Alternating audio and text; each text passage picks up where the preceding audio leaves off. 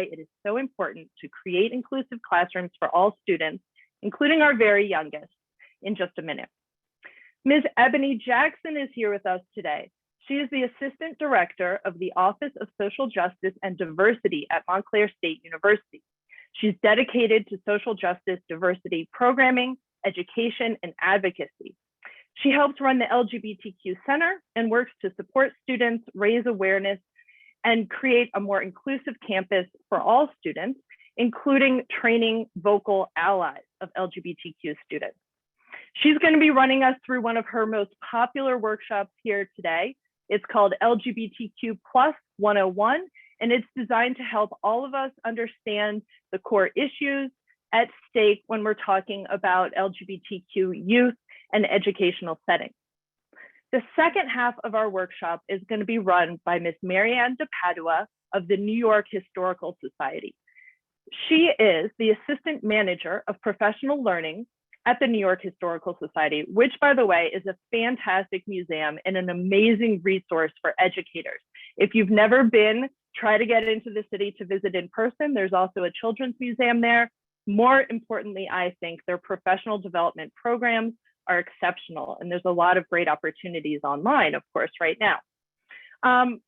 Ms. DePadua has done fantastic work, and she's participated directly in the New York Historical Society's Academy for American Democracy and the Women in the American Story curriculum. Please check those out. Today, she will be walking us through a lesson plan on US history during the Cold War, drawing on examples in historical texts related to LGBTQ individuals. So that's it for our program in terms of what our plan is for today. A couple of housekeeping lessons. This is a Zoom classroom, which means your mics can be turned on and off, although we might mute them when we're doing some of our longer sessions where we're talking.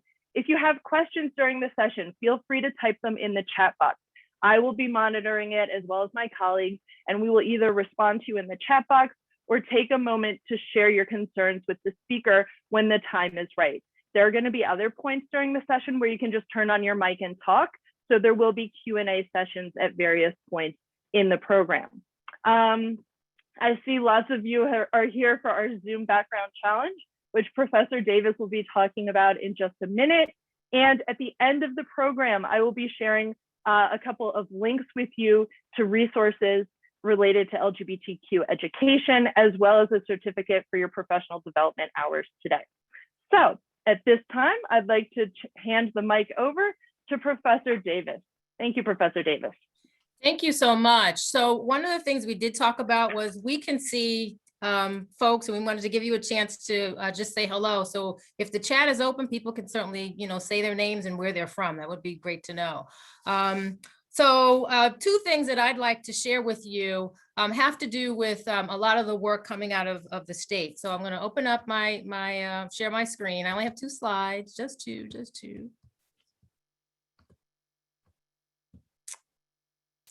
Not doing video. And present.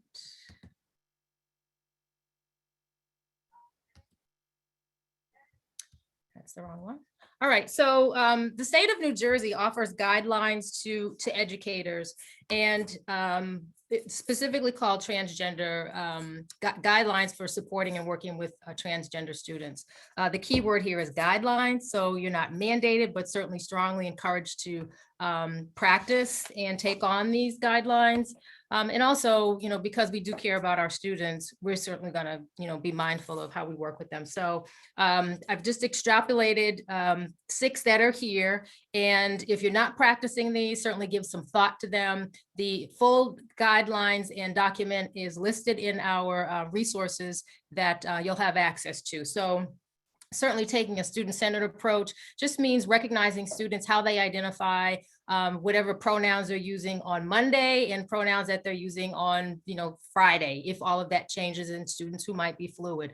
Don't need to make a big deal of it, don't need documentation, but just recognize students and celebrate and recognize where they are, taking a student-centered approach, certainly making sure the the school and your classroom is safe, using affirming language, thinking about resources that you have that are convey a message of support, and caring for the curriculum and students' opportunity to learn and to thrive. 3, you want to provide confidentiality and privacy. Again, if students are identifying in a particular way, you honor that. The district or the administrators have an obligation to make sure that any personnel records are kept private so that they don't become public information for others. Certainly with that, to keep confidentiality, making sure school records are secure and safe.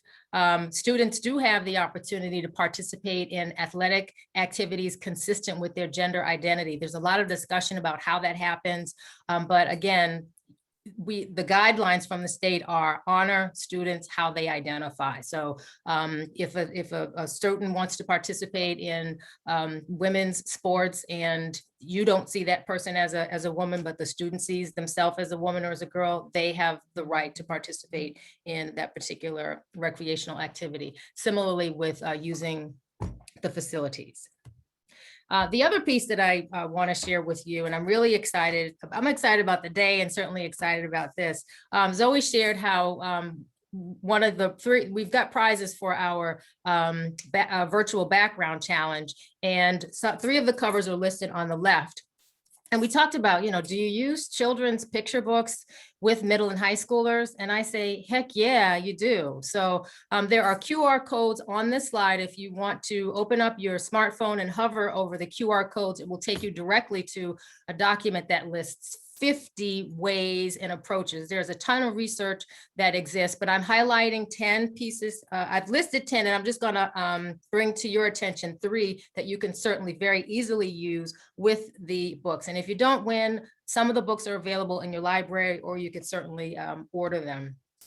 So one that I want to bring to your attention is to use the books as lesson and unit launchers. They can serve as an entree to a particular topic. There's a Stonewall Uprising. You've got history there. The story about jazz, I Am Jazz. That woman has a whole enterprise. So certainly you could learn about her, about trans students. And I think middle and high school students would certainly benefit and appreciate hearing from the voice of people who identify or are young and adolescent like they are. And then the Coney Island is featured in, let's see here, Julian is a mermaid. The Coney Island Mermaid Parade is featured in that story. So there's an opportunity for a lesson that's there. I'm going to jump down to number 9. Pictures are a great way to support students who are learning English and also students who might be visual learners. Some of the things that you can do to bring people in are 2 strategies listed on the left. The visible thinking routines come out of Project Zero at Harvard University Graduate School of Education. And they'll take you through this protocol of seeing, thinking, and wondering. And then there's another protocol that I like to use with all students called visual thinking strategies, looking at the image, just focusing on the image and finding themes and topics using these particular questions. And then lastly, I just want to say using picture books is a great way to break the routine. A lot of us kind of do things in the same way and have been doing them similarly from class to class. Students might have the same experience. Why not have students say, you know what, in Miss So-and-so's or Professor So-and-so's class, they read a story to us and it was wonderful. We've heard a lot about helping students transition from being at home this past year with COVID, and certainly having a children's picture book or picture book might be a great way to just kind of break up the monotony, bring students back into the classroom and help them transition in a way that's going to be affirming and not so burdensome. So that's all that I have. I hope you found the tips helpful. Thanks. I'll turn it over now to Ebony. Hello, everyone. My name is Ebony Jackson. My pronouns are she, her, and hers. As it was said, I am the Assistant Director of the Office for Social Justice and Diversity here at Montclair State University. I'm a double alum of this university, and I've been in this position for a little over 3 years. Today, I'm presenting our LGBTQ 101 presentation, which was created to sort of give a more introductory base foundational level of information about the LGBTQ community. As an introductory to our safe space program, which is 3 hours long. So we found the need to develop this. So I'm just going to go ahead and get started. Things that we're going to cover today in this presentation, we're going to look a little bit into the laws or the legislation that's been pushed forward and written into a law in New Jersey regarding LGBTQ history, as well as diversity and inclusion in New Jersey curriculum.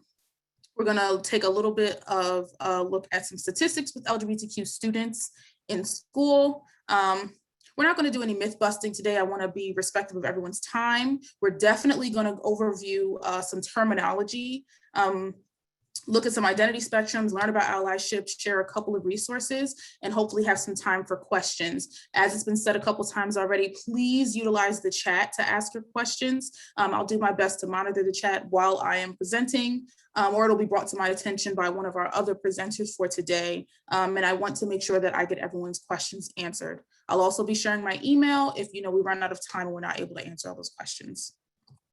So let's just go ahead and jump right into things. So talking about terminology or anything that I talk about today, these are just the basics. The LGBTQ community is so large and diverse and also always evolving that no presentation can encompass everything. So if you're very, very, very new to any of this information, this can be a great starting point for you or a refresher for some of us. But either way, this is a starting point to continue your learning. So covering some of the laws. There's a lot of words, very law-y, if you will. But essentially, this is the New Jersey law against discrimination that says New Jersey public schools are places of public accommodation. It's unlawful to discriminate on the basis of many identity groups such as race, religion, as well as sex or gender, affectional or sexual orientation. So students cannot be discriminated on the basis of gender identity or gender expression. We're going to learn a little bit more about what the difference between those two are in a minute. Transgender students must be granted access to sex segregated facilities, restrooms, and locker rooms on the basis of their gender identity, as Danae also mentioned. And then school districts shall accept the student's asserted gender identity, parent consent, law decree, or medical diagnosis is required for that. So looking a little bit into what is being written into law in terms of curriculum, if you haven't already heard, which I'm sure you probably have, and Danae has already referenced it as well, but LGBTQ history being included in the middle and high school curriculum as part of NJSLSA, and to select and adopt instructional materials that portray cultural and economic diversity of society, including the political, economic, and social contributions of lesbian, gay, bisexual, and transgender people where appropriate. And this was introduced 2019. The pandemic has really messed up my concept of time. But just in, I want to say January of this year, Governor Murphy wrote into law that essentially diversity and inclusion be included in the curriculum for students in grades kindergarten through 12 as part of the district's implementation of the New Jersey Student Learning Standards. So it would be highlighting and promoting diversity, including economic diversity, equity, inclusion, tolerance, and belonging on topics in connection with gender and sexual orientation, race and ethnicity, disabilities, and religious tolerance, and unconscious bias. I'm talking about economic disparities, but in overall encouraging a safe, welcome, and inclusive environment for all students, regardless of any identity groups. I found it important to include this in here because LGBTQ issues, students, topics are related to diversity and inclusion. So the implementation of this policy and this law just further drives forward the LGBTQ history one. I didn't know that. I'm so happy. Thank you. You're welcome. You're welcome. All right. So now we're going to look at LGBTQ students, what their experience is like in the school. So let me hide these meeting controls. So what we have here is from GLSEN, which is A great resource for LGBTQ students K to 12. If you are a guidance counselor or you're working with high school juniors and seniors and they're seeking information for colleges and universities, Campus Pride is a great resource as well that looks at colleges and universities for LGBTQ students and whatnot. So just looking at a couple of statistics, GLSEN in their national climate survey, they found that 86.3% of LGBTQ students experienced harassment or assault based on but not limited to either their sexual orientation, gender expression, gender identity, religion, race and ethnicity, and disability.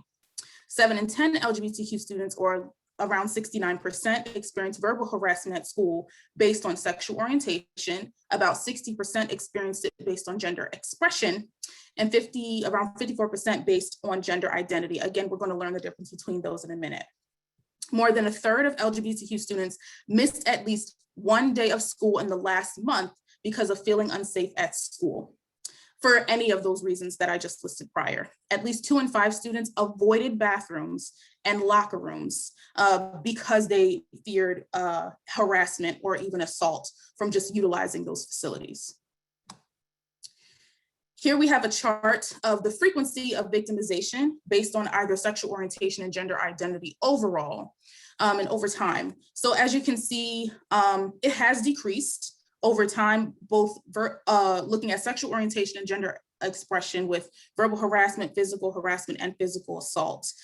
There has been a little bit of an uptick with verbal harassment in regards to sexual orientation and gender expression, as you see on this chart, but overall, things have dipped. If you look through history and maybe some poignant events happened, or like when marriage equality passed, you may see more of an uptick in certain things, because if we look at this chart, we see that the trend is essentially going up because there's availability of LGBTQ related school resources. GLSEN has found that when there are inclusive policies, inclusive curriculum, there are resources for students to access, things go up, things are great, the trend goes up. And our students feel a lot safer, a lot more supported in school, and can focus on studies as opposed to worrying about bullying. And when LGBTQ students feel safer and more supported with these following things: comprehensive anti-bullying and anti-discrimination policies, gender and sexuality alliances, maybe it's the GSA, maybe it's the culture club, something of that nature that promotes gender and sexual inclusion and affirmation. Teachers and school staff who are supportive of LGBTQ students, and an LGBTQ inclusive curriculum. So that's just a little bit of what they found. And it's very important to know that this is what students reported. These statistics may not be accurate because some students may not even find it safe enough to report their experiences or feel comfortable enough. And that's with any marginalized group, that the numbers may not be as accurate as the experiences because folks may not just feel safe enough to report. So now we're going to learn some terminology, which we're going to go into identity group or identities in the LGBTQ community. So one, it's important to know that there are numerous ways to refer to the LGBTQ community. Here we have a list of various ways that the acronym has been situated, lots of letters included, taken out. They've tried to make a word quilt bag. It's not the prettiest word to use, but LGBTQ is the most commonly used. You may also hear queer and trans community used interchangeably. You may hear sexual and gender minorities or sexual variant, something of that nature, but LGBTQ is what you'll mostly hear, just for your information. So what is LGBTQ exactly? Lesbian, gay, bisexual, transgender, or queer. The Q can also stand for questioning sometimes, but most of the time it stands for queer when people are referencing it. So here I just thought it would be fun to let people know what the flags mean. Behind me, you'll see the flag at the bottom, which I'll explain in a little bit. But the general pride flag that you see during Pride Month or on somebody's wall or outside someone's house, we recognize it as this place is affirming, supportive, or identifying with the LGBTQ community.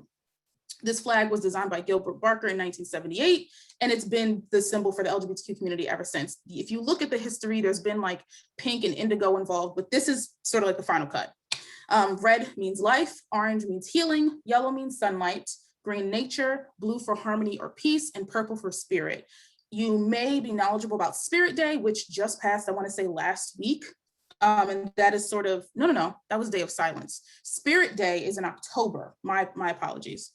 Spirit Day is in October, and it's sort of just pride, for showing pride. And no, that's not true. Spirit Day is about anti-bullying with the LGBTQ community, and it is a Glisten and GLAD initiative for K-12, in which folks, they take pictures with the purple filter that they created in their app. They put a stamp on their photos and proclaim that we are against bullying for LGBTQ students. The flag at the bottom is the Progress Pride flag. If you want to find it, it's called Pride Progress Flag. And this was created by Daniel Quasar in 2017 from Philadelphia. And they created this flag to explicitly include Black and brown folks and the transgender community. They have found that there was immense racism and transphobia within the community. And Daniel felt we need to explicitly show that we are affirming and accepting and supportive of our Black and brown siblings in the community and the trans community. So now we're going to get into words. First, we have lesbian. A lesbian is a woman who is emotionally, romantically, and or sexually attracted to other women. Here at the bottom, we have some people who identify as lesbians. We have Samira Wiley to the bottom left, who is an actress, Haley Kiyoko in the middle, who is a singer and an actress, and then Kate McKinnon, who is a comedian. In the top right, you see the lesbian flag. If you look up the lesbian flag, you might find one with lipstick on it that's representative of lipstick lesbian. There's a little bit of controversy with that. There's also an even more updated flag with, I want to say, more of like an orange, reddish, pink. I don't know the actual name of that color. Pantone is not my level of expertise, but you may find that flag too, which has been created to be even more inclusive. Transphobia is definitely a topic that has been talked about a lot more within the community, and how folks are having relationships, romantic or sexual relationships with one another, and how they're being inclusive or not of trans folks. Gay. In the top right is the pride flag, or the LGBTQ flag, and it is also representative of gay. But gay would generally define someone who is emotionally, romantically, or sexually attracted to members of the same gender that they are. So a woman attracted to a woman, a man attracted to a man. This term historically has been used to explicitly describe gay men. However, there are women who will describe themselves as gay too, for whatever reasons. It's important to know that the words that people use to describe their attraction or their existence is very personal and unique. So this is the general definition, but again, as I said, the community is ever expansive and diverse and evolving. And gay could mean something completely different in the next 15 years, who knows? But at the bottom, we have three people who are gay, identify as gay. We have Orlando Cruz, who's a boxer, Leslie Jordan, who's an actor, and Lil Nas X, who's a music artist. Next, we have bisexual, which used to mean someone who's attracted to men and women, but with the bisexual community, it again examined the transphobia that sometimes comes about in terms of attraction, and has expanded that definition to refer to a person who's emotionally, romantically, or sexually attracted to more than one gender identity. So the basis is that two or more. That's what bisexual is referencing. So someone can be attracted to men, women, and agender people, or men, women, and non-binary people, and that they could use the word bisexual to describe themselves. And being attracted to more than one gender identity would not necessarily be at the same time, in the same way, or to the same degree. In the top right, we have the bisexual flag, and at the bottom, we have three bisexual people. Ali Caravallo, who's an actress, I believe she voices Moana. Aubrey Plaza, who's also an actress, and I guess you can call her a comedian. I don't watch a lot of stand-up. She might have a stand-up show, I don't know. I'd expect her to, but I have no clue. Then we have Levi Davis, who's a rugby player. Now here we have transgender. Transgender is an umbrella term and an adjective to describe individuals whose gender identity or expression does not align with their assigned sex at birth. To the top right, we have the transgender flag. And at the bottom, we have 3 trans folks. We have Chellaman, who is an actor, model, and activist. Chellaman is also deaf and is a deaf activist and advocate as well. I think he's on one of those CW superhero shows. I don't know which one it is, but he's on there. Got Mick is a drag queen and makeup artist. They are the first trans man to be a contestant on RuPaul's Drag Race, and they're in the top 4, and they're doing really great, and they look great here. Then we have Janet Mock, who is an author, director, and producer. She's a director and producer of the latest, hottest, most amazing show, Pose, which will air its final season in May. Pose is a really dynamic show. If you haven't heard of it or watched it, I suggest you just go look up a YouTube video, watch an interview from someone, and you'll get hooked. It shows the Black trans women, Black and brown trans women, how they have impacted culture with ballroom culture and everything, but it really puts you in the time frame and everything. It's a really good show. Just go watch it. The first 2 seasons are on Netflix. And here we have a video of Rebecca, who I think is now 14. And in this video, she's 11. Make sure I'm sharing my sound.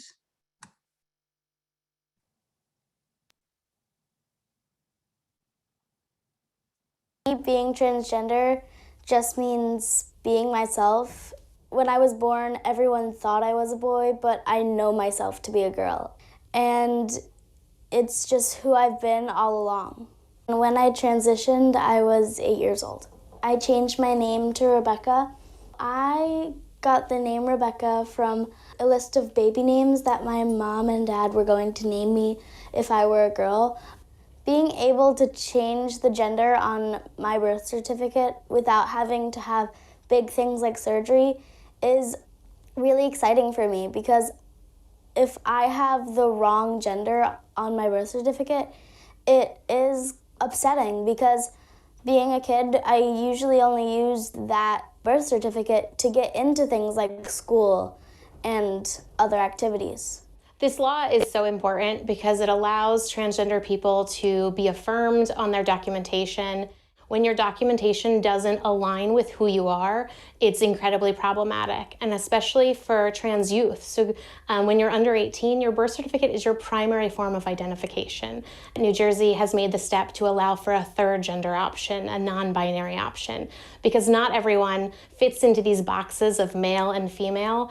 The other important thing about this law is that it offers our youth protection and our adults as they go out from New Jersey. New Jersey is an incredible place where we have a lot of protections and laws, but we can pass law after law protecting our trans community, and yet when they leave New Jersey, all of that stays here, but their birth certificate goes with them. And so being able to have documents that align with their identity is a protective layer that travels with kids and adults as they go out from here, whether that's to college or on vacation or wherever else. My husband's a Lutheran pastor. As a family of faith, it's been an interesting journey to have a transgender child. We are really blessed to be a part of a denomination. We're a part of the Evangelical Lutheran Church in America, a denomination that supports and celebrates transgender people as whole and holy. We weren't really sure how that would go in the congregation, being here in rural conservative New Jersey. But again, what we saw is that people that got to know Rebecca loved Rebecca. We had a congregation member came up to us and said, after she transitioned, I don't really understand this whole transgender thing, but she used to hide behind you and refuse to say hi to me on a Sunday morning. And today she ran up to me, twirled in her dress, and gave me a high five. What more do I need to know? And that really defines it all. This is who God made her to be. Let's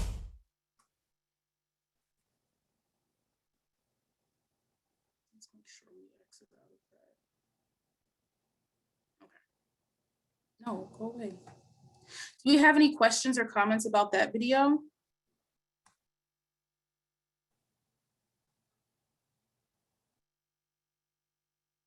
All right.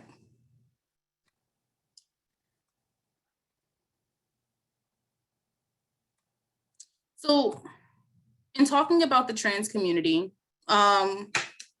transitioning comes up, and that came up in our video, the video that we just watched. So I found it really important to inform folks about transitioning, one, so that trans people aren't put on the spot to answer these questions about transitioning, because it could be very, very personal and invasive So there are 3 ways that people can transition socially, like Rebecca was talking about, just using a different name, using a different set of pronouns, changing the way that they dress, you know, mannerisms. Maybe they cut their hair, dye their hair. Maybe they, I don't know, wear nails, wear jewelry, don't wear nails, jewelry, makeup, any of those things. So that's socially transitioning. Next, we have legally transitioning, which would be what was referencing the Babs-Saperstein law about changing your name legally, changing the gender marker on things like driver's licenses, social security cards, birth certificates, medical insurance, etc., which can be quite expensive and very lengthy.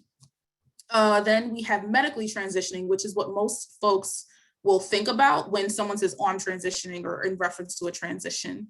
Medically transitioning would refer to hormones, hormone therapy, or gender confirmation surgery or surgeries. You may have heard sex change or gender reassignment surgery.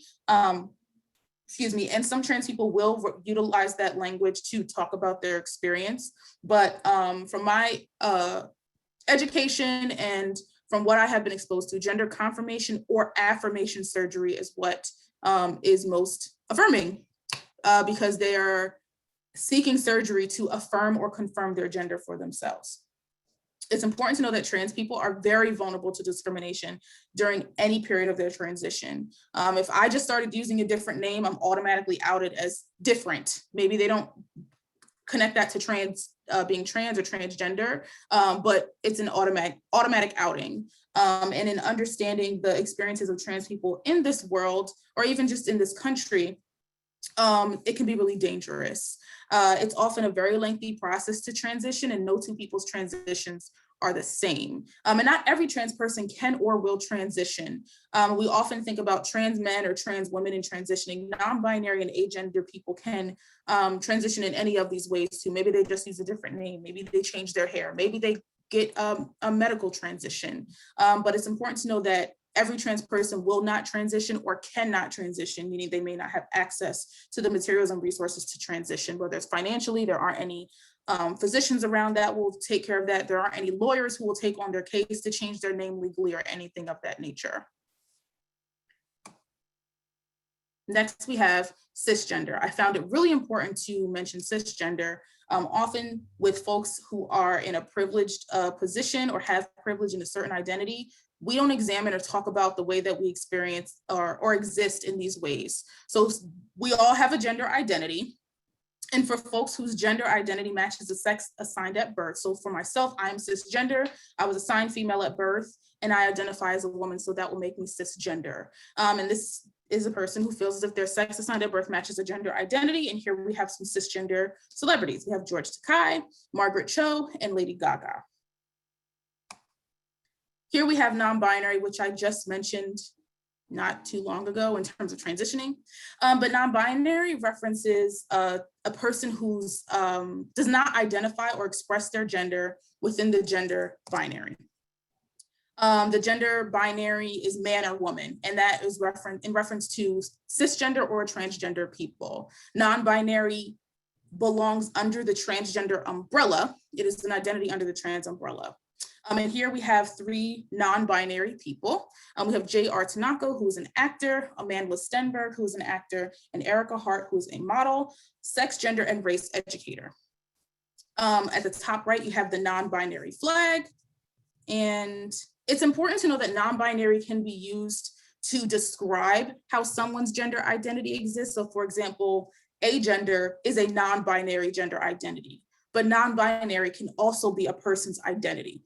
Again, the words that people use to describe themselves and their experiences are very personal and unique and can look different for everyone. These people here on the slide do identify as non-binary with their gender identity, but even the way that they understand their non-binary experience can be very different from one another. Next, we have pansexual, which describes a person whose emotional, romantic, and or sexual attraction is to people of all gender identities. At the top right, you have the pansexual flag. And at the bottom, we have some pansexual celebrities. it is covering his name, and I don't know his name, but he's from Panic at the Disco. Brandon Urie from Panic at the Disco. Bob the drag queen who won season 9, I want to say, of RuPaul's Drag Race, and Jazz Jennings, who was mentioned earlier with the children's book. She also has, I guess you would call it, a memoir about her experience as a transgender girl. She also has a reality show. I don't know if it's still in production, but it has followed her from middle school through high school, and I want to say she even graduated on the show.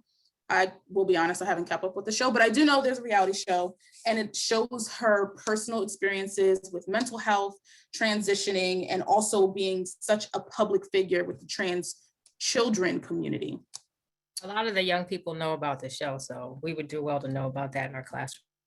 Yeah, and again, you can just go look up some clips or something, because it's a reality show, there's seasons, there's a lot of content to watch. It's good. I just haven't kept up with it. I watch mostly the Great British Baking Show over and over again. So next we have asexual, which is an adjective used to describe people who do not experience sexual attraction to a certain degree.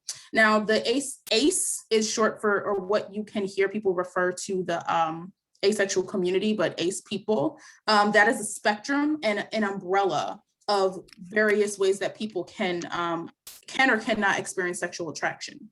A person can also be aromantic, meaning they do not experience romantic attraction. You will hear romantic attraction referred to predominantly, but not only, in reference to the asexual community. So for example, if someone's asexual and doesn't experience sexual attraction, that doesn't mean that they don't have a romantic attraction to whatever gender identities. So here at the bottom, we have Yuki. I cannot see, why is my start bird doing this to me? But we have Yuki, who is a manga writer, Yasmin Benoit, who is a model activist and writer, for an activist with and for the asexual community, and Tim Gunn, who I don't really know what to title his role except iconic, but he was on Project Runway. And at the top right, we have the asexual flag. Next, we have queer, which is a term that people often use to express fluid and or non-binary identities and orientations. It often is used interchangeably with LGBTQ, as I stated before. It is important to know that this term, while it has been embraced by many people in the community, not exclusively, but particularly by younger people, this term is not used by all LGBTQ people. Queer has been used very derogatorily, if that's even a word, in history towards people who are LGBTQ or presumed or assumed to be. And it can be a word that some people just really don't want to be associated with, but it has been widely reclaimed as a term. I myself call myself queer. I call myself queer, although specifically I am pansexual, but I use the word queer when I'm talking about multiple identities. So I'll introduce myself as a Black queer woman, but if I'm talking about my sexual orientation specifically, I am pansexual. So that's how people can often utilize terms that they feel best fit them, although they may mean something different. So here we have intersex, which is not a gender identity or sexual orientation, but is often associated with the LGBTQ community because of the experience that they have in the world. So intersex people are people who are born with any of several variations in sex characteristics, including chromosomes, gonads, sex hormones, or genitals. According to the UN Office of the High Commissioner for Human Rights, intersex people do not fit the typical definitions for male or female bodies. Now, you may know the term hermaphrodite, which is an outdated and pretty derogatory term to use in reference to intersex people. At the top right, you have the intersex flag and symbol. At the bottom, we have some really prominent intersex folks. We have Caster Semenya, who's an Olympian. And if you Google them, you'll find a lot of articles of a very negative experience they've been having in the athletic Olympic world, where because of their presentation, they have been stripped of some of their titles, and saying, people who are in power, again, I don't know sports, so I don't know what to call them, but people who are in power in the Olympics and in other athletic events have said that they have to alter their hormones by taking hormones to level them with the other women who they're competing against and everything. And it's been a really horrible time. with that. We have Betsy Driver, who's the mayor of Flemington, New Jersey, and Pigeon Pagonis, who is really prominent activist with the intersex community. If you look up intersex rights, one of the driving issues that they're fighting against is intersex surgery on children and babies. Often when intersex people are born, and there is something that is very obviously different than what we would describe as typical male or female bodies, whatever that actually means. So for example, if there is a female or predominantly female person born with maybe testes or something of that nature, doctors may just do the surgery and quote, correct, unquote, whatever they think is quote, wrong, unquote, or talk with parents and convince them that their child needs the surgery when it's pretty much maybe cosmetic or their body would just operate differently, but doesn't cause any harm or any problems further down the line. But because of the experience that intersex people have in terms of how they exist, how people may police their bodies, they definitely have been connected to and aligned with the LGBTQ community. Heterosexual, again, there are heterosexual people in the LGBTQ community. There are trans people who are heterosexual. And that describes a person who's emotionally, romantically, sexually, affectionately, or relationally attracted to members of the opposite sex or gender. And here we have some heterosexual allies of the LGBTQ community. We have Cory Booker, who's a US Senator, Gabrielle Union, who's an actress, and Antonio Banderas, who's also an actor. Next, we have pronouns, which are just words that are substituted for a person's name in a sentence, and these are often gendered. Some of us here today have our pronouns in our Zoom name, or our names on Zoom, but some very common pronouns that we may be familiar with are she, her, hers, and he, him, his. You may even be familiar with they, them, theirs, which is utilized predominantly, but not exclusively, by folks who have a non-binary gender identity. So maybe they're gender non-conforming, gender queer, agender, non-binary, or gender fluid, either in their gender identity or gender expression. How you can ask for someone's pronouns or find out someone's pronouns. You can literally just ask, hey, my name's Ebony, my pronouns are she, her, and hers. What's your name and pronouns? Or let's go around the class and introduce ourselves with our name and pronouns and something we did fun this weekend. Or, I'm sorry, I didn't get your pronouns. What are they? I'm sorry, those aren't your correct pronouns. What are your pronouns again, if you forgot? Or, you know, come up with your own fun way for how you can find out someone's pronouns, but it's okay to just ask. This is a video about why pronouns are important, but I think I'll skip this and I'll just share it with Dr. Burkholder so that it can be emailed to you all. But just know it's really important to know someone's pronouns. Someone can be misgendered often, which is when the incorrect name, pronouns, or reference to a person has been placed on someone else. When we often hear about misgendering, we think about trans people, and trans people are misgendered at very high numbers. But pronouns are important for cisgender people too. For myself, I have this short haircut. When I'm running out to go just pick up some milk or something like that, I just have on a hoodie and sweatpants. I'm not looking the most awake. And I can be assumed to be a man or a boy because I do have a baby face. And people will address me as sir or him or that guy or that man. And that's just my experience based on how I look just for that day and for that moment. Trans people experience that often, and it is usually not a mistake. People sometimes intentionally and purposefully misgender trans folks. But I just wanted to drive the point home that pronouns are not just applicable to trans people. Everyone has pronouns. Everyone has a gender identity. Everyone has a gender expression. Everyone has a sexual orientation. We're not separate from this experience if we are straight or cisgender. So coming out is the act of someone disclosing their sexual identity or gender identity. It can either mean telling others or when a person came out to themselves in understanding their own sexuality, gender identity, gender expression. It's important to know that coming out is a lifelong process. There is no one time that someone comes out and then everyone knows. Excuse me, if they're going into a new class, if they're going to a new school, a new group, a new job, people have to make the decision to come out or not every single time they're introduced to a new group or situation. An ally. is a person in a position of privilege and power who seeks to operate in solidarity with a marginalized group. This is the LGBTQ ally flag that's at the bottom here. And it's important to know that ally is not just a person who's like, oh yeah, I support these people. An ally is somebody who is actively supporting and standing in solidarity with marginalized people. And in this situation, we're talking about LGBTQ people. And we'll talk a little bit about how you can do allyship. Now we'll move into we will, but identity spectrums.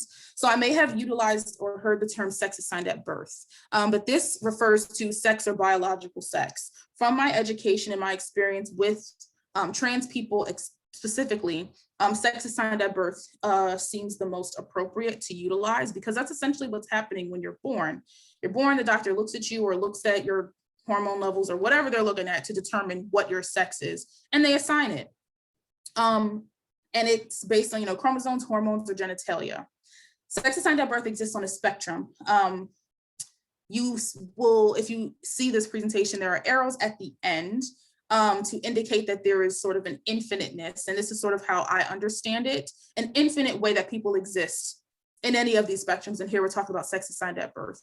But in looking at this, starting at the left, we have female. Moving through the spectrum, we have intersex, which is not to say is a combination or a hybrid of male and female. It is to show that there's fluidity in how sex assigned at birth exists. And then moving towards the right, we have male. Then we have gender expression, which is something that I referenced. But it's essentially how you display, express, or even perform your gender through appearance, behavior, mannerisms, and even gender roles. Here we have another spectrum or continuum, if you will. Again, there are arrows on the end to show, especially with gender expression, there are infinite ways that people can express their gender. Starting on the left, we have feminine.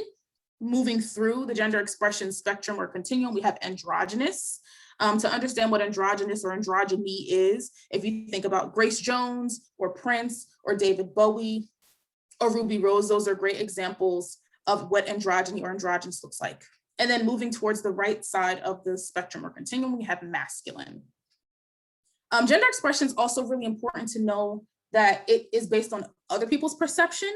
So what I may think is feminine, someone else may not think so much, and so on and so forth for those things. But gender expression includes other people's perception as well. And it's also very personal. Then we have gender identity, which is how one perceives themselves based on their sex assigned at birth and their gender. So in this spectrum or continuum, we start on the left, we have woman. Moving through, we have gender nonconforming, non-binary, those non-binary gender identities, so the agender, gender fluid, or gender queer could also be here. And then moving towards the right side, we have man. And then we have sexual orientation, who in this situation, we'll talk about a complete attraction to others, but as I mentioned before, there's romantic orientation, which can be different from one's sexual orientation.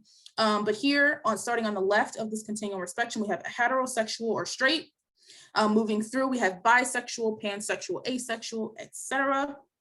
And then moving to the right, we have gay, lesbian, or SGL, which stands for same gender loving, which is a term that Black and brown LGBTQ people came up with around like the 70s or 80s, when they felt that the depictions of gay and lesbian were predominantly white people, and they just came up with a term that best fit their experience.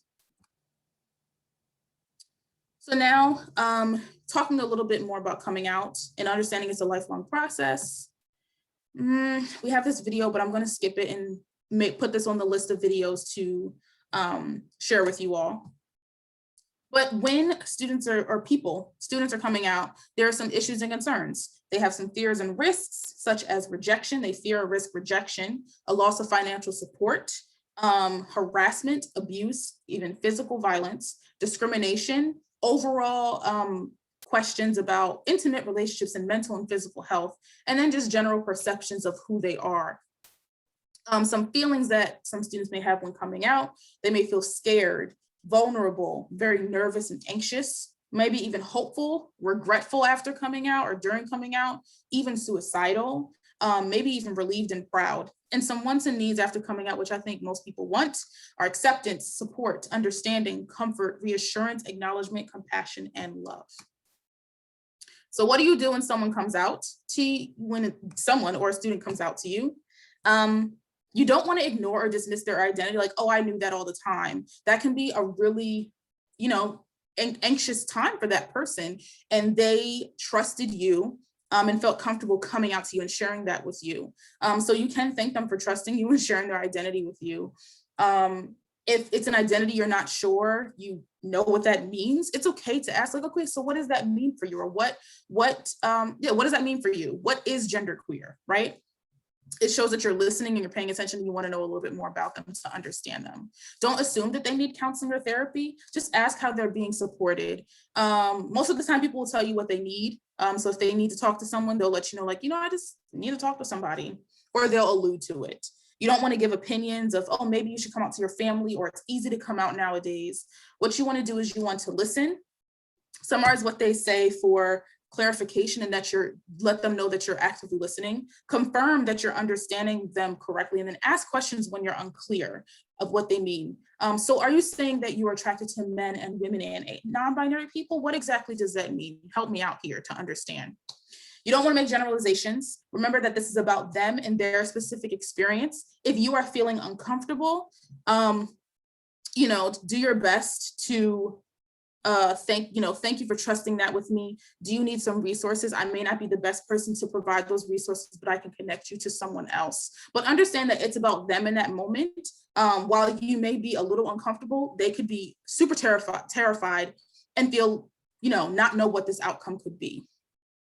You don't want to ignore signs of distress, like body language. If their hygiene is not the same as what it has been, if they're missing school, they're falling asleep in class, they're not as sociable, or their behavior is just very different from what it typically has been. You want to pay attention to those nonverbal cues and check in with that student. What's going on? I've been noticing that you're falling asleep in class. You're usually an A student. You've been slipping along with your grades. What's going on? And you don't want to take on the role of the counselor if that's what they need, if that's not your role. You want to know your limits and refer appropriately. Here we have examples of what's at Montclair State University, like our counseling and psychological services, our LGBTQ center, our university police department. What is the equivalent of those things? Do you have an on-school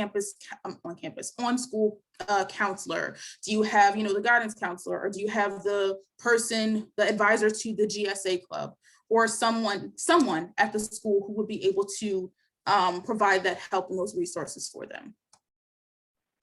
Ebony? Ally, yes. Hi, it's Zoe.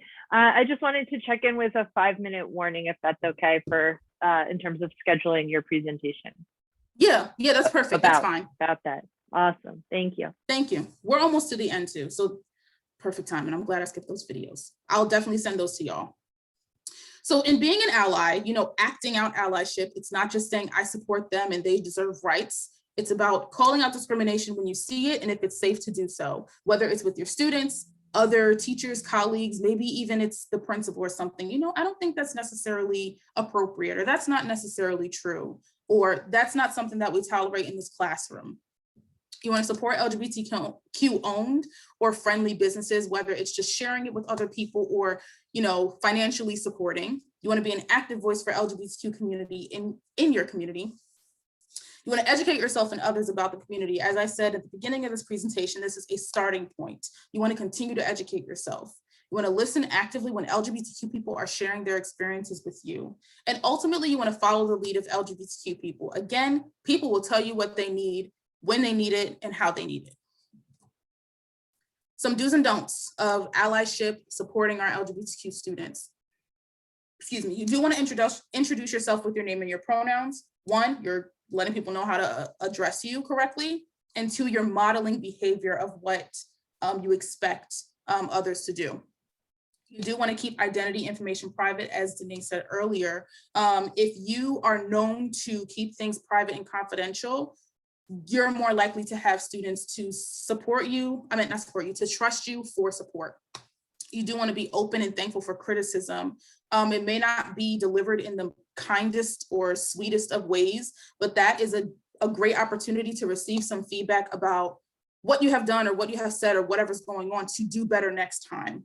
You do want to conduct your own research and ask questions if you don't know a term. You don't want to make a person the spokesperson for everyone of that identity group or of that experience, because it's not going to be the same. And that can also be really uncomfortable for people.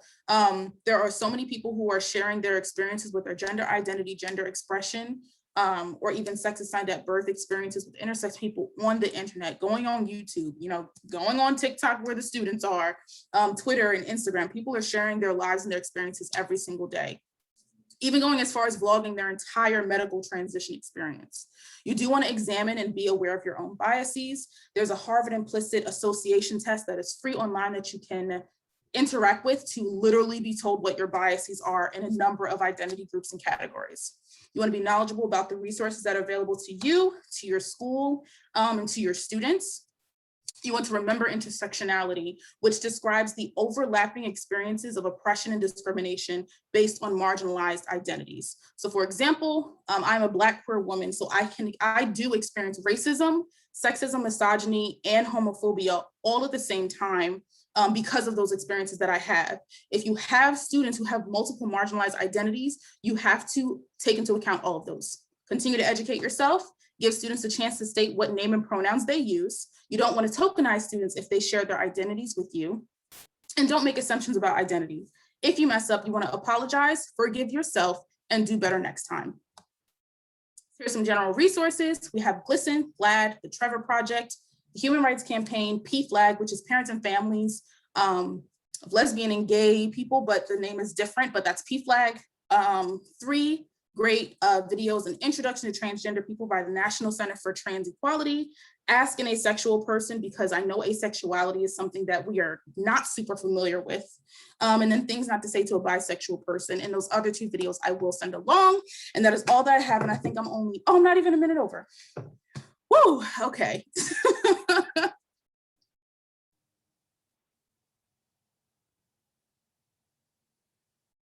Yes, be a co-conspirator. Oh, 1 season 8, thanks. I didn't see any of these in the chat. But that's all that I have. I'm entering my email in the chat here if anyone has any other questions or things that they wanted to discuss. But that's our LGBTQ 101 presentation. Grab some water. I do need water. Thank you, Ebony. That was amazing. And I know she condensed what is sometimes a longer, slower, a little bit slower program, an hour, 2 hours, down into like 40 minutes. So we really appreciate your hard work to get all of that information in there.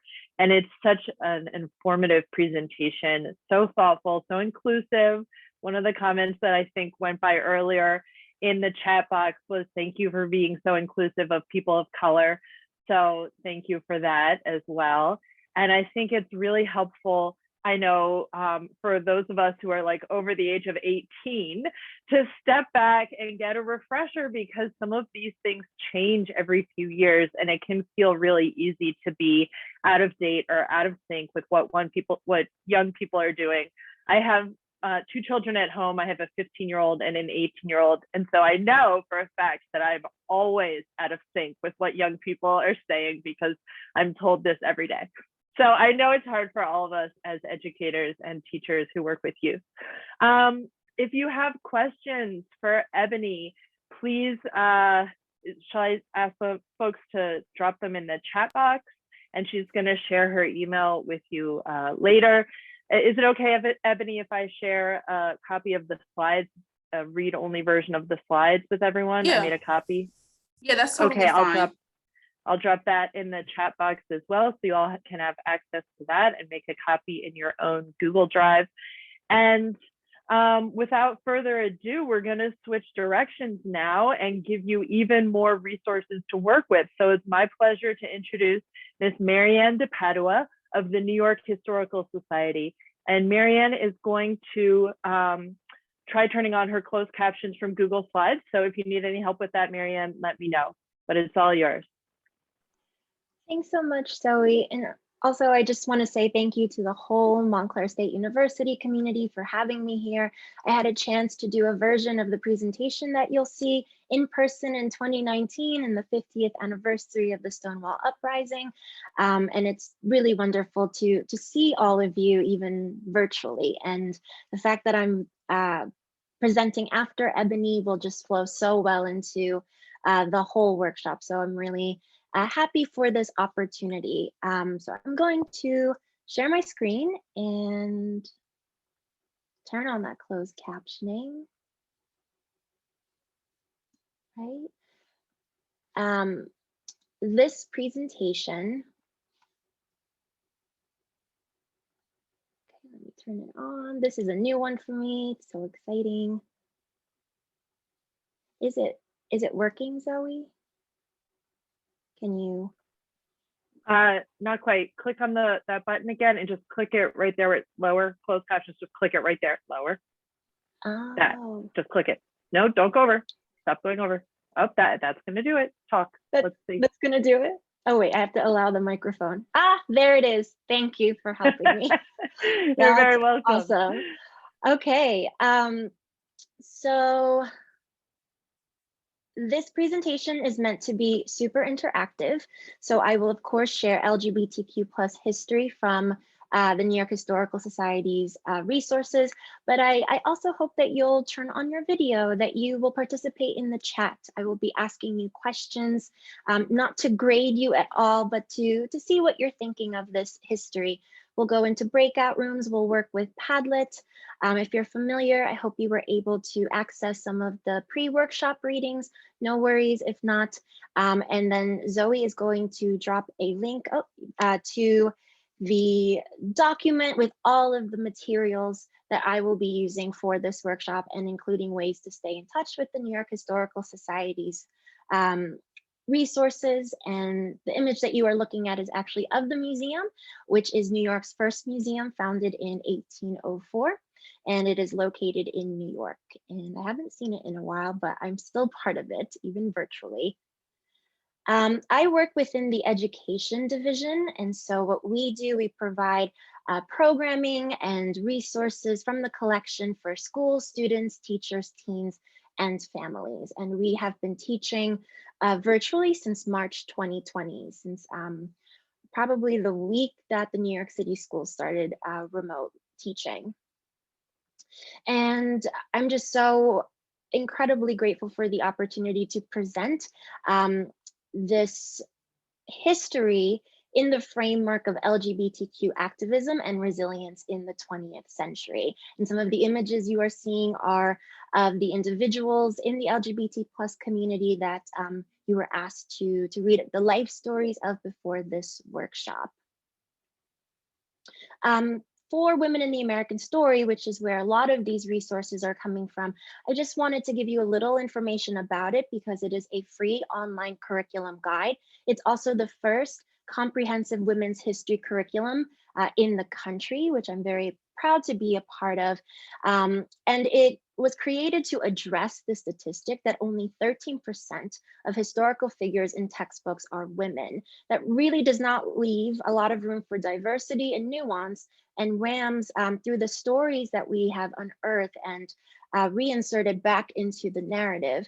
We hope that this statistic will no longer be true after all of our units are released by 2022, which is next year. We'll be covering the 1400s to the present, which was 2018 when this initiative was started, but who knows, it might even cover the time that we are living in now, since I know a lot of historic things have happened.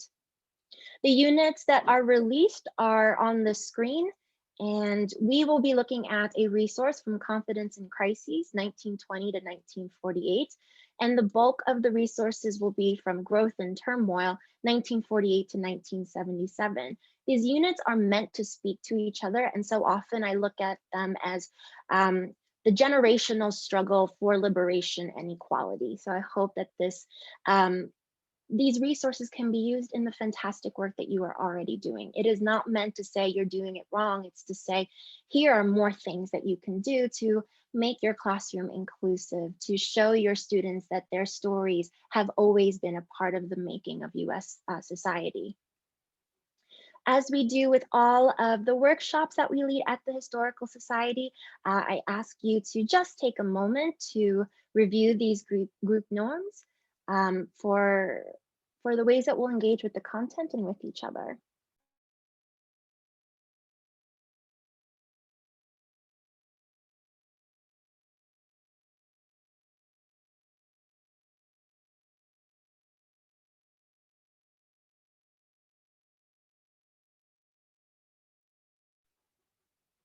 Okay, and can we all agree to these group norms? You can write a yes in the chat box. No worries, Courtney, about keeping your camera off. I understand. Ah, I see a lot of yeses. Wonderful. You will get a copy of my slides. So if any of this is helpful in your workshop and your classroom practice, even the group norms, please use any and all of it. Great. Okay, so there is a lot that I have pulled together, which I typically do. So even if we don't get to everything by the end of this time, you will have all of them for you to access. But we're going to dive right into Introduction to Teaching LGBTQ plus History.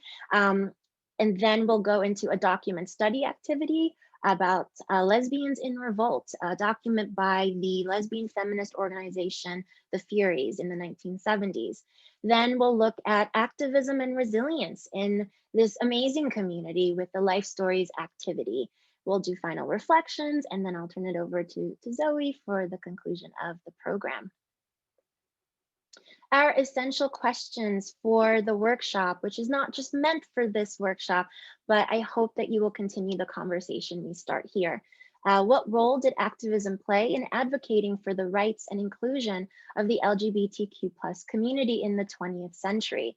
How were their experiences shaped by gender identity, sexuality, race, and class? I loved how Ebony talked about intersectionality when we're thinking about our identities. So this is really going to give you that historical support, if you will, to see that in its full context. And then how can using primary sources and strategies from this workshop help students gain a deeper understanding of this history and the continuing activism of LGBTQ plus communities? A note on terminology as far as how it relates to looking at historic documents. This workshop only uses terms that may or may not have been appropriate in the past and may or may not be appropriate now in its historical context within primary source documents. We always say to students, to teachers, it is important to hear the voices of the past, but to understand that language, terminology, our way of thinking of gender and sexuality has evolved so much, and that includes the telling of this history. We as educators recognize these possibly outdated terms hold a history of oppression, and so we will not use it during discussions or in the chat box. Unless specified by the individual, such as in our life stories, we ask that you use gender neutral pronouns and transgender, LGBTQ plus person or communities in our discussions as well. And I won't go over all of the content of this slide, but I did want to share a way to format terminology. This is coming from our school programs team, which created an LGBTQ plus virtual tour for upper elementary through high school. And it does focus a lot on activism and the high school version on intersectionality. So just wanted to give you an idea of how we've shown that synchronously and asynchronously during this time. So much of the workshop that I will be sharing with you is going to look at intersectionality. And so here is a slide with a visual that we found has worked well with younger learners because of the colors, because of the shapes. And this term was coined by Kimberly Crenshaw in 1989, a lawyer and professor at Columbia Law School. The next slide continues to talk about intersectionality, but is more detailed. And the website is actually in that resources document so that you can look at it even beyond this time together. But I would like you to take a look at the bolded text that says intersectionality contributes to better outcomes for seeking equality as people are considered as a whole, not just with one part of their identity. Keeping that in mind, I want to give you a moment to look at the diagram and to see how there are so many identities that either contribute or enhance privilege and oppression on any given day. So I'll give you a moment.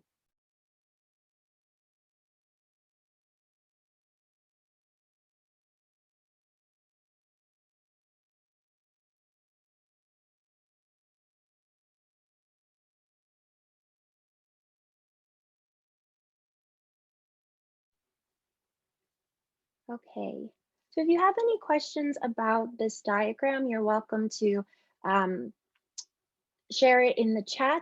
I know for me, as I worked in education over the last decade, I started to realize, my identity as a Filipina cisgender woman who is from an immigrant family, um, who's gone to a state school in certain spaces. What does that all mean for me? And what does that mean to people who see me? So those are just some things I started to really think about within the last 10 years. And I hope that this helps in that thought process for all of you and your students. So the next thing that we will do, we're going to dive into the activism of the 60s through the 70s. I want to show you a resource that we won't spend too much time on, but might be very familiar for all of you. I don't want to assume that you don't know about the Stonewall Uprising in 1969, but what I really want to center this part on are the people who were on the front lines of Stonewall, who were covered in the press and who weren't covered in the press during the 4-day uprising. So this resource comes from the museum's incredible Stonewall 50 exhibition, which is my background. It's the timeline of activism, and I miss that exhibit a lot. But it is a Village Voice story about Stonewall that happened right in Manhattan, in Greenwich Village. Stonewall, if you've been, it is still there. It is a historic building. It is preserved, and a lot of things happened in this moment of activism, and not just with Stonewall, but in the country. So if we think about the 60s and 70s, using the chat, can you just tell me, what do you think of in this time period in terms of activism for the 60s and 70s? Protest, absolutely. Vietnam War, civil rights, yes. Lots of civil rights, definitely. Counterculture. Yeah, so Stonewall is happening right at this enormous time of political and social upheaval in the United States. Yep, social unrest, revolution, discussion and cultural awareness. Cora, I think that we were saying the same thing at the exact same time. Love it. Social movements, there's conflict, there's change. It's not easy change, it never is, especially on a nationwide scale. So I'm going to share with you some key points about the Stonewall Uprising. The Stonewall Inn was a mafia-owned private bar, so this means that it was a safe haven for the city's gay and transgender population, but it was also a target for its homophobic police force. And on June 28, 1969, during one of these routine raids on the premises, what was extraordinary in this moment was that patrons and employees fought back against the police, and this turned into an uprising over the course of 4 days. Okay, Christian, I see in the chat, protests for people with disabilities to get more accessible subways. Yes. So here during Stonewall, we see that within weeks, the Gay Liberation Front was founded and emphasized being out as a form of protest, not just with this one part of activism, but we have so many avenues of liberation now being sought by many groups. And we'll talk about a few of them together. In 1970, the first Gay Pride Parade took place in New York and became an annual reminder of the Stonewall legacy. This was a big moment, but this wasn't the first moment. I want to be clear. LGBTQ plus communities had been activated and advocating for their rights, but this was this crucial moment where it will change what activism looks like. So I want us to, let me go back to the last slide actually. If you look at the people who are photographed in this newspaper, can you tell me a little bit of what you're noticing about them?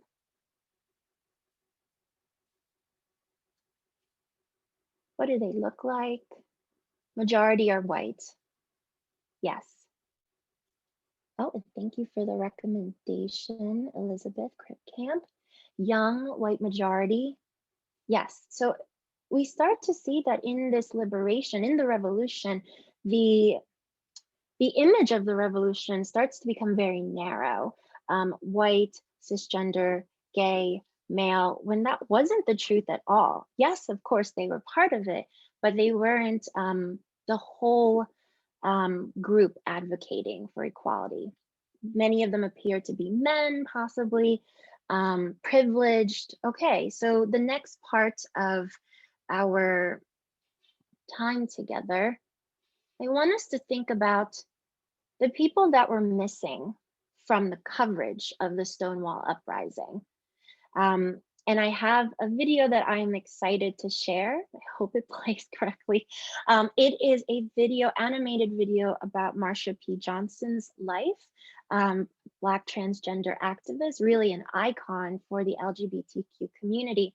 But what is also very special about this video is that it was created by our teen leaders in collaboration with a project called Untold Stories. So it is made by teens, researched by teens, for teens. So as you are watching this 2.5-minute video,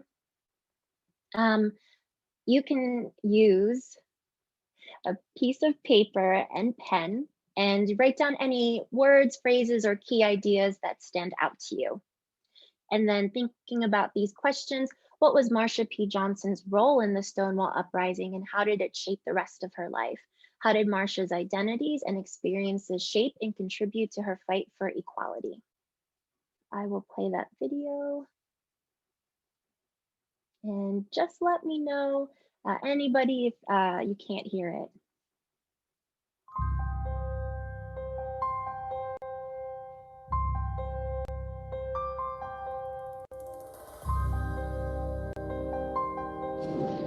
For many people, taking part in activism is a choice, something they can choose to do or not to do.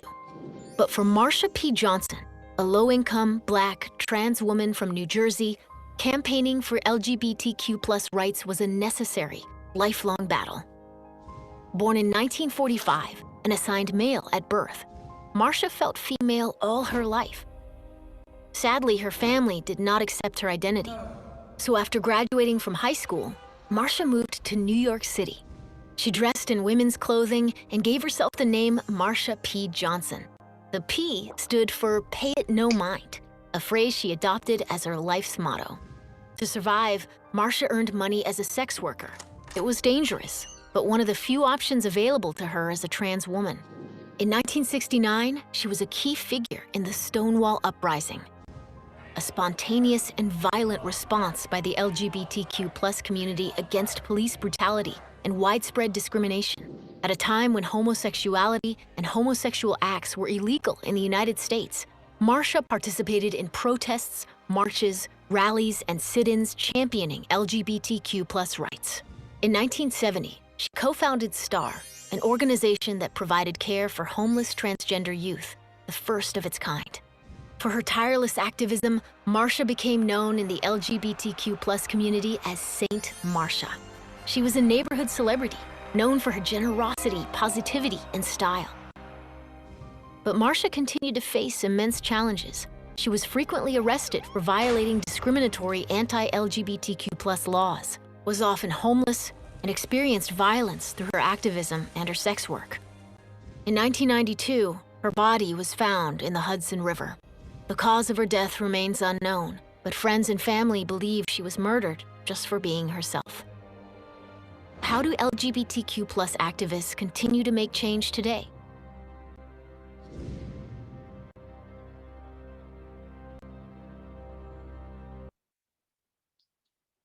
Okay.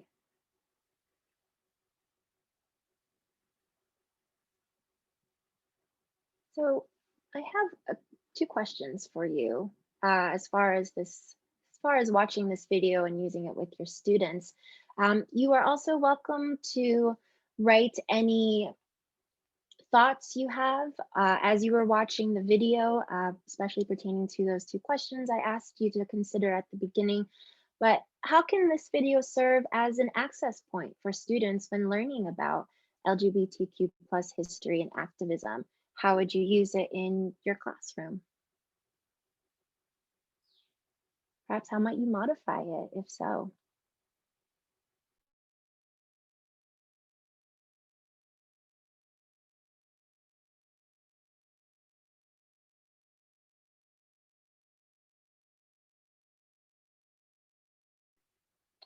Thank you, Ebony, for adding the name of the documentary. I've been told to watch that as well. Oh, Corey, did you want to say something? I was going to ask, are you asking about this particular video or in general? Oh, great. Thank you for asking. I meant the video. If there's a way you think you might be able to use this, if you're at the beginning of teaching this history with your students or anywhere in between the middle and, well, there's never really an end to this history. So Um, it's one of the, so it's actually a colleague and I of mine have been working towards trying to find places in our curriculum where we can insert things like this. And the first thing that pops up into my mind is because it takes place around the time of the civil rights movement, to add it on to doing something, let's say like the I have a dream speech. If you teach something, I teach English, so my brain always goes to the speeches and all that. If you were doing something with that, or even including like a Rayard Buston. I can never say his Bayard Rustin. I can never. Bayard Rustin. Yeah, I always confuse the consonants for some reason. But something along those lines where you're showing perhaps that this was not the only movement happening in America, but in that it was a nationwide phenomenon. Absolutely. Thank you so much for sharing and not teaching this history as an isolated moment in the country. It is so interconnected to what we're seeing right now, especially during this pandemic. So I appreciate you sharing that in this space. I see a couple of other responses. So important to talk about local history. Yes. And I think this could be a starting point for my students for a research project. Cyrita, I would use it as an entry point for figures who aren't often spotlighted in history, certainly not when Marcia was alive. Maida helps to situate, introduce Stonewall, transgender identities, absolutely. And so I'm really glad to see that there is a way that you're already seeing this resource can be helpful in your classroom practice. Oops. So in Women in the American Story, Marsha P. Johnson is featured in the Growth and Turmoil unit and has a life story, a mini biography, if you will. And yes, there is a move to create a statue in Marsha's honor in her hometown of Elizabeth, amazing, and also one in the village as well. So I'm glad to see her stories really being put in the center as it should have always been. So I'm going to share with you some more information. The life story, the whole curriculum is written for 6th through 12th graders, but we always add so much more for you as educators and source notes and recommendations. So these are the 2 images that we have licensed to use in the curriculum. And then some information about her life. I'll briefly summarize this one in particular. When it comes to terminology, the term transgender was not available to Marsha at that time, but it doesn't mean that the concept wasn't there, that people weren't talking about it. As we've been saying, terminology evolves, it changes. And today she's known as a trans woman. She was a sex worker and was someone who experienced violence due to the stigmatization of this type of labor. She spent most of her life without a permanent home. At age 17, Marsha met and befriended 11-year-old Sylvia Rivera, Puerto Rican trans woman. Together they began STAR in 1970. And as the video mentioned, Marsha's body was found in the Hudson River. While the police had ruled her death a suicide, as the video also said, her friends and acquaintances disagreed. They thought she was a victim of an attack. The life story also goes on to say that in 2012, the NYPD had reopened her case, but that it remains unsolved. And I wanted to include her voice in this presentation. And so this is a quote from the life story from her. Darling, I want my gay rights now. I think it's about time the gay brothers and sisters got the rights, especially the women. And I thought this was really important because we see so many of her intersectional identities really at the play for her experiences and how it shaped her life, and how I hope you are seeing telling the story of Black trans women. must happen in order to fully understand the history, the full history of LGBTQ plus communities. So Zoe, thank you so much for adding the link to Marsha P. Johnson's life story and the animated video as well. So I hope you'll be able to use that. Let's see. Okay, so we have looked at Marsha P. Johnson. We've looked at Stonewall a bit. Now we're going to go into the 70s and look at this lesbian feminist group called the Furies, after Greek goddesses. Lesbians in Revolt, and the image on the left is actually the image of the newsletter that they published. They had 11 issues, and they were a collective in Washington, D.C., and their home, I just read, is actually historically preserved site, so you can see it. Let's see. This is the document where I asked you to have a look at it and to pick out a quote that stood out to you in the document text. So this is where we'll do some breakout room sessions. I hope that you were able to look at it. If not, you can go to the page itself and quickly look it over. We also have a summary. We always have the document text and the summary so that you have more ways to access this and show it to your students. But in the breakout rooms, let's see, where are we for time? Actually, we're right on time. I'd love to give you all 10 minutes to be in a group of 4. And we have instructions here. Step 1, I'd like you to nominate a timekeeper, because the idea is each of you will have 2 minutes after taking a minute or 2 to settle in. You'll take 2 minutes to talk about the quote that you chose. What do you think it means? What impact did the document have on your understanding of LGBTQ plus activism? I also understand if it's been a week, a day even. So if you haven't had a chance to do this work, you're welcome to discuss any part of the workshop, to also look at the document. I think it's really interesting. I think I added this. I don't know if I added this in the resources document, but I have this slide available for you all to see. So I'll just drop that in there. And I'll stop sharing my screen. And if Joe, you could set us up with breakout rooms, we can try that for a bit.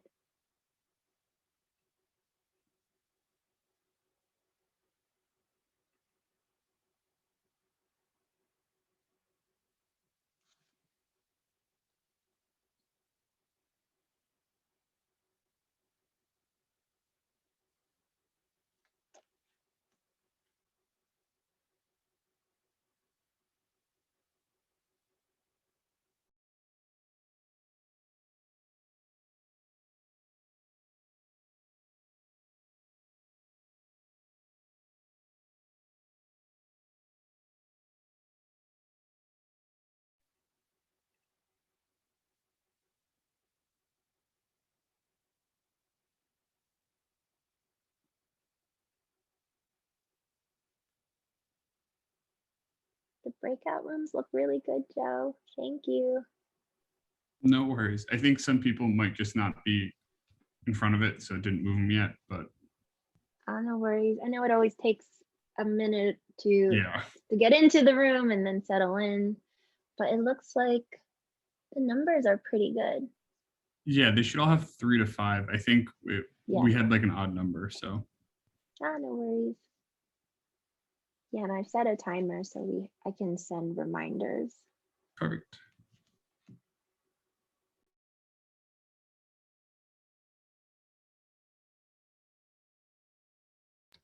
Marianne, did you say some young people created the animation about Marsha P? And yeah, they did, and there's actually a whole library on the Women in the American Story curriculum. There are our teen leaders.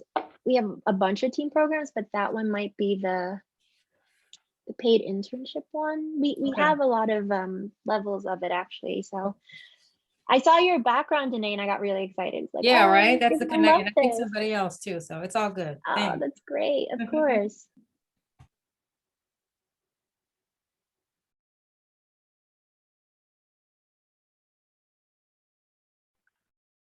I just wanted to check in on the folks who are not in the breakout rooms. That looks like Lisa, Islam, Sabrina, Naomi, and Mira.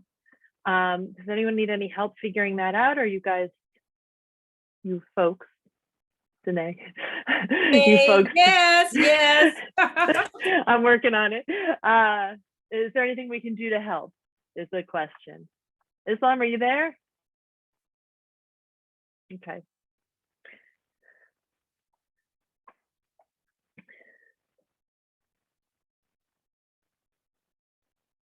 There's Lisa.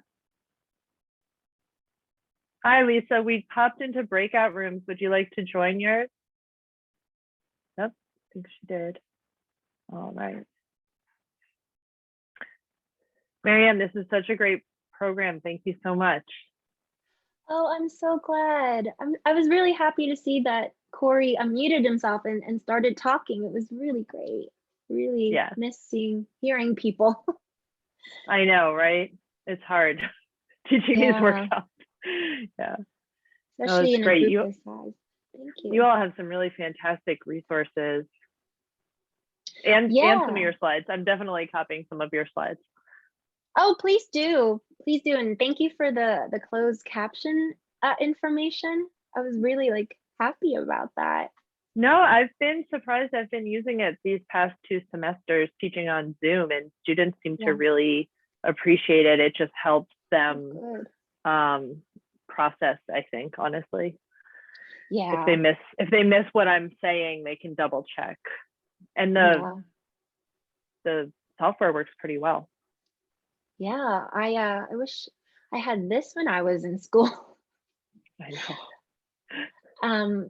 But as you can see, we just have so much more in our materials than we did in 2019. So I'm just really glad that the museum can be of support for your teachers.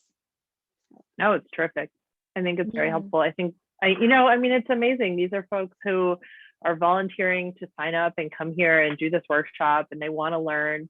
But getting access to the resources, I think, is very valuable. They're very hard to find. I've tried to put together my own classes, teaching with primary historical text. And what I found is, as a historian, to go back in time and find sources that refer specifically to people who are gay or lesbian or trans or bi, it's very hard to find those sources. And I usually don't have access to them in terms of I can use them in a classroom, but I don't have kind of the rights to publish them in other ways. You have to be thoughtful about how you share them. So well, I'm there's a glad you whole all are unit. taking. I was remembering recently that we connected because of Nick Jurovich, and this was like his big initiative when he was with us. And so it's come so far. And I saw him over the summer for the NEH Institute, the online one anyway. And things have just changed so much since 2019. And now we have this out. Yeah. So it's been a journey. It has been a journey. I'm ready to go back to in-person teaching, though. They just sent out an email today saying at Montclair State University they're going to require college students to be vaccinated for the fall. Wow. And I think that's going to be the trend nationwide for colleges and universities, with exemptions for people who need them for religious or medical reasons. So that's, I think, a pretty reasonable approach to getting folks back on campus. Yeah. But these online teaching, what's that? What about the faculty and the adults, right? With the vaccinations. That's a whole question, because it's not, they cannot, they said as of now, require faculty and staff and other folks who work here to be vaccinated. So it'll be interesting to see. And the same is going to be true, I think, in public schools. You can't, as of yet, require the teachers to be vaccinated, or the staff, so it'll be interesting to see what happens with that. Definitely a little nerve-wracking. You were I gonna got say my something vaccine else. though. Sorry. That's You were- okay. You were transitioning to something else before I jumped in there. Do you remember what you were saying? What you were gonna say? Mm-mm. All right. No, Sorry. it's all good. Yeah, I get my second dose on the 28th, and I just really wanted at least one dose when I came back up to New York, just to feel better, like going to the doctor. And like I do feel better even just walking down the streets, because it was so scary here a year ago, last Right, year, yeah. with the curfews and everything. It feels different, really does. I think people are just, well, one, happy that it's not winter anymore. My gosh, Yeah. that was such a tough winter for everybody. That was a bad winter. Yeah. Ooh. How's your time? You keeping track of that, Marianne? I'm not keeping track. Yep, Okay. there's about a minute and a half. I think we have some folks who came back already.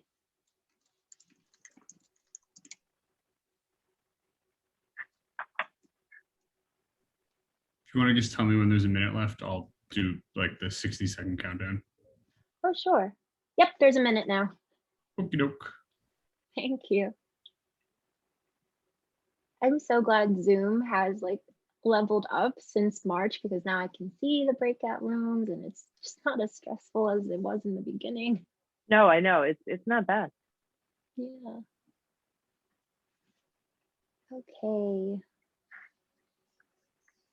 Looks like people are starting to trickle back in. Some people are staying, so I hope that means everyone was able to talk about a quote that they chose or just about the document in general.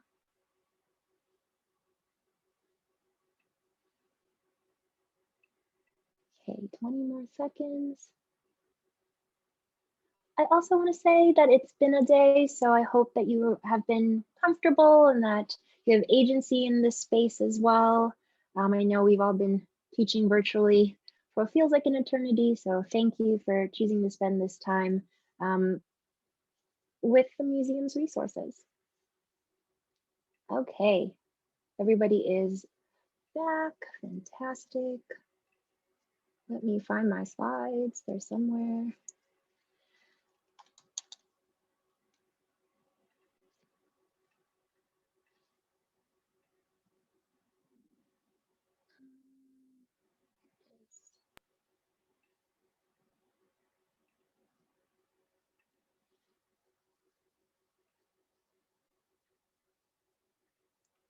Sorry, I think I got it.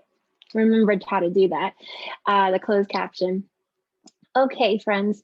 So I hope that the discussions were fruitful and that you were able to spend some time with the Furies and what is one of my favorite documents in the curriculum. Excuse me. So, oh, accidentally sent my quote to everyone. That's okay, no worries. I wanted to ask all of you to use the chat box to reflect on this question. What can lesbians in revolt by the Furies tell us about the concerns and challenges within the gay liberation movement?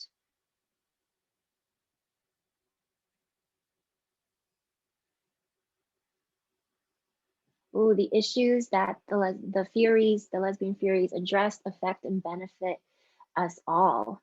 Could you elaborate a bit on that, Maida? It's been going on for a long time. I was saying in my group that we are, we see the issues around the control of the patriarchy and the dominance and male dominance, as they talk about in Lesbians in Revolt, as an issue that is a cross-cutting theme across the world, regardless of where you live as a female identified person affected by men being in power in government, in corporate sector, et cetera. Yeah, absolutely. And I love that you also mentioned the world and the issues that the world is facing. So global oppression, global liberation, global activism. That is something that the Furies were addressing in the 70s. And so that's another example of how after Stonewall, you do have these groups who have specific experiences because of their identities that one movement cannot address in one group or one organization. Let's see, I'm just catching up with the chat. I love that it's that so much has been said. They're not going to give up on what they believe in. I think one of the challenges is having enough allies. Yeah, and knowing who your allies are. They are different voices within the community. Not all voices are equally represented. Definitely not. Or that not all voices have equal space to share, to voice their concerns and not so much solutions, but ways to advocate. That some concerns that are being fought for one group can benefit other groups as well. Yeah, being trapped in gender roles.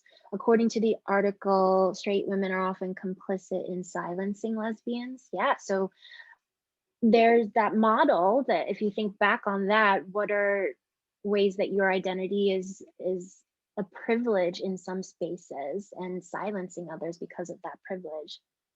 I said that the writers recognize that ending or addressing a problem is not necessarily the solution, just a step in the process, definitely. Looking at intersectionality, straight women often did not include lesbian women in the fight for equality, while lesbian women were even more focused on women's rights. In Women in the American Story, we have Betty Friedan's life story, The Feminine Mystique, if you're familiar.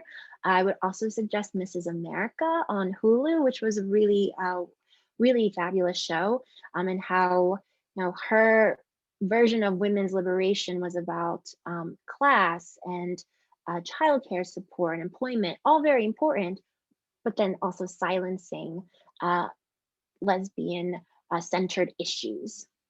Okay, so I'm so glad that you all had a lot to say about the Furies, and I hope that, like all of the sources so far, is something you can share with your students, and I think has given you a lot to think about already just in this workshop.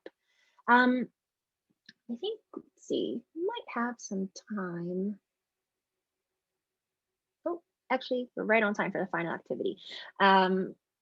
Okay, so in this last part, I asked all of you if you could choose one of the life stories that you are seeing on the screen, either of Polly Murray, Christine Jorgensen, Antonia Pantoja, or Billie Jean King, who, by the way, is a big supporter of the Museum Center for Women's History and donated so many of her awards to the museum and had her birthday party at the museum, which was really awesome, and teens loved it.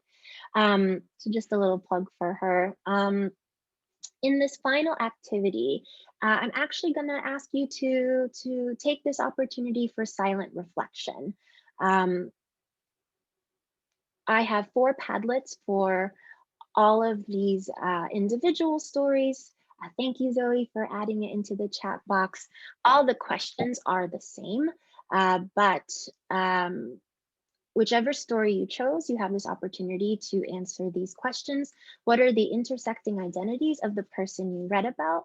How did their identities contribute to their fight for equality? And why is this story important to your larger understanding of LGBTQ+ history and activism? I want to be mindful of folks who are unfamiliar with Padlet. So why did I do that? I am going to go to the Padlet. Let's see if this works. Oops.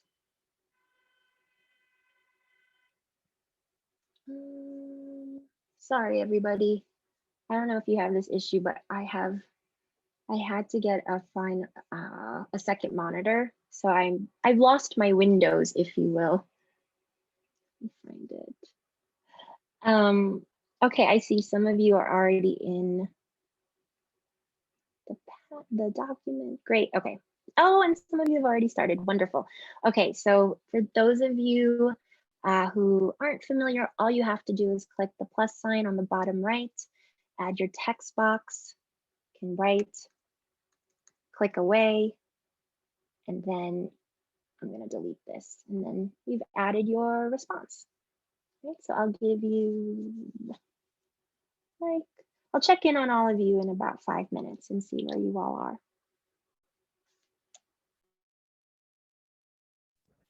Marianne, can you put your prompts back up or read them again or post them in the chat? Absolutely. Let me. I think they're at the top of the Padlet. Oh, yes, they are, but I can also share today.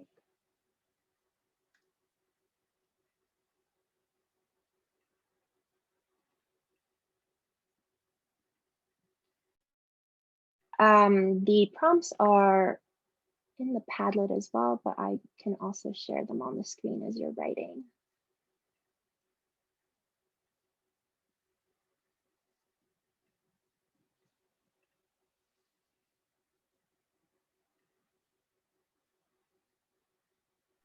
Thanks.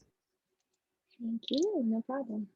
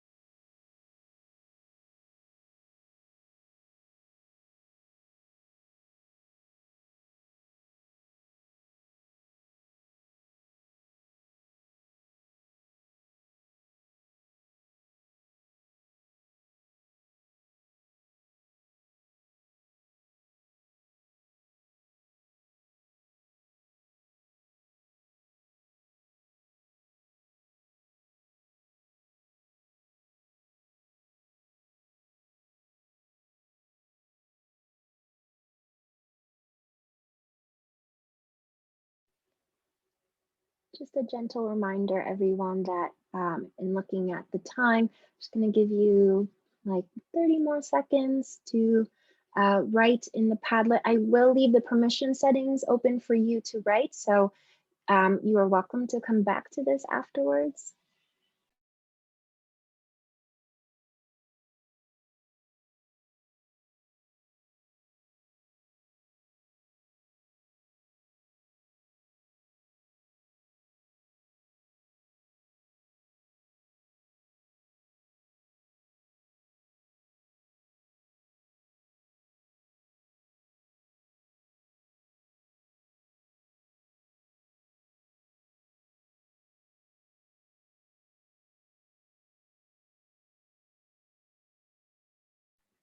Okay, everybody. So you have access to all the Padlets. And so if you think of it this way, you're able to see what your colleagues have said about the other individual life stories they've read. So you can look at it as a gallery experience, a virtual gallery one. You also can test out Padlet if you'd like to incorporate into your classroom practice. But I hope this gave you a space, a chance to just think about their stories in the larger story about LGBTQ communities. Okay, we have like 2 minutes left of my portion, and we are at the end. And so I'm going to ask you to reflect on one more question for today, and it's the one boxed in yellow. How can using primary sources and strategies from this workshop help students gain a deeper understanding of this history and the continuing activism of LGBTQ+ communities? You're welcome to respond to that in the chat. And as you are doing that, I just want to say thank you. And if you would like to keep in touch, there is our professional learning email in the resource document. I've linked to all the Women in the American Story resources. We also offer free virtual teacher workshops on Wednesdays and Thursdays. Wednesday is a PD similar to this format, but Thursday you get to meet with other teachers, listen to a scholar, and the program is called Be in Conversation with One Another. Great. Thank you so much. It was a pleasure. Thank you so much, Marianne. That was fantastic. Yes, thank you. All right, so we have 5 minutes left. I just wanted to say thank you to Ebony and thank you to Marianne for 2 really excellent presentations. My biggest thanks goes to the teachers, future teachers, educators, museum docents, and other youth workers who have joined us for the program today. I'm going to be dropping a couple of links in the chat box in 1 minute, but I'm going to turn the microphone back over to Professor Danae Davis, who has some final concluding words, especially on the winners of our Zoom background challenge. So this was really tough. I kept going back and forth, and a few people left, so they're disqualified because you have to be in it to win it.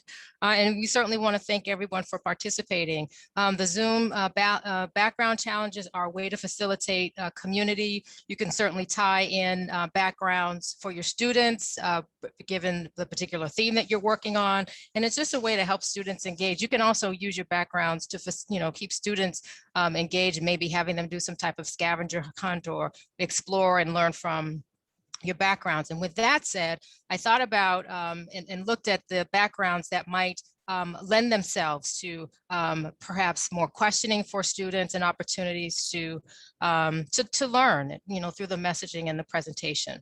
So I'm going to say that you're all winners, but 3 that stand out to me, and perhaps we can pin so that folks can, everyone can have an opportunity to see the backgrounds. Eric, I noticed, is it Eric Fazur?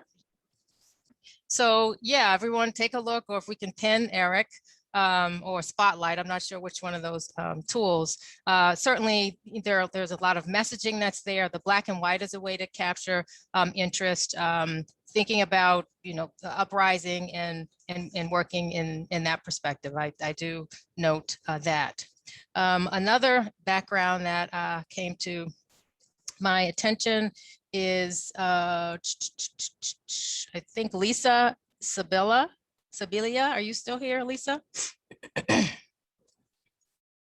Yes, I'm here. And so certainly we learned a lot about the flag and the coloring. And Lisa, if you could position yourself either to the left or the right? So we're here to create classrooms that are inclusive, and certainly responsive. So, adding the word classroom or even claiming that this is a space for everyone, our classroom, I thought was very, very powerful and wonderfully messaged. It says more underneath it. It's like our classroom is inclusive or something Okay. along those lines. Great, that's wonderful. And then I'm very partial to colors, as you can probably note by mine, and pictures and images. And certainly when you see a face, I think, who is that and what's the story behind that? It is Elizabeth, yes, who has wonderful portraits there in the background.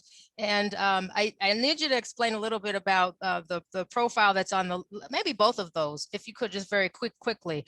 Certainly there's messaging that the pictures will resonate with individuals, perhaps they see themselves, and then allow for more opportunity to explore. So just very quickly, what do those images represent? Sure. So I use the Amplifier Foundation, which is a really good organization that brings awareness to a lot of issues. And this is from their youth campaign. And one of the activists is Lydia Brown, who is a disabled, queer, non-binary activist in also autistic. And then the other one I believe is Amanda Gorman. I kind of put them together last minute. So Okay. the powerful speech at the inauguration. And so certainly with the messaging there, and we do know that the state is requiring us to blend and bring in, Ebony and Marion mentioned intersectionality. So we have people who live and learn differently on a bunch of spectrums. So thank you very much. That's what I noticed. If you have a chance, folks, kind of bounce your way through and take a look at the backgrounds and think about incorporating virtual background challenges into your work as well. Thanks. Thank you, Professor Davis. That was fantastic. And thanks to everyone for participating in that. I think that is a really great idea. I'm totally planning to do Zoom background challenge for my first day of class next time I teach. I think it just gets people excited and enthusiastic, allows them to express themselves and kind of stand out. And I think it can be a lot of fun. Okay, we are now wrapping up our program. So a couple of important links for you in the chat. One is a link to a list of resources that we put together for you here at Montclair State University. Another is a link to a Google Doc with a professional development certificate. If those links are not working for you, or if you can't access that professional development certificate, please send me an email. It's burkholderz@montclair.edu. I'll put it in the chat box once more. But if you have any questions, or if there's anything you didn't catch here, I have your email addresses and I'd be happy to reach out to you again. But I'm trying to make those links available to you now so you can grab it, print it, use it if you need to use it, save it on your desktop, and basically get on with your day. So thank you to everyone for coming. Thanks again to our presenters. And that's it for today. Have a great afternoon, everyone. Create more inclusive classrooms. Thank you.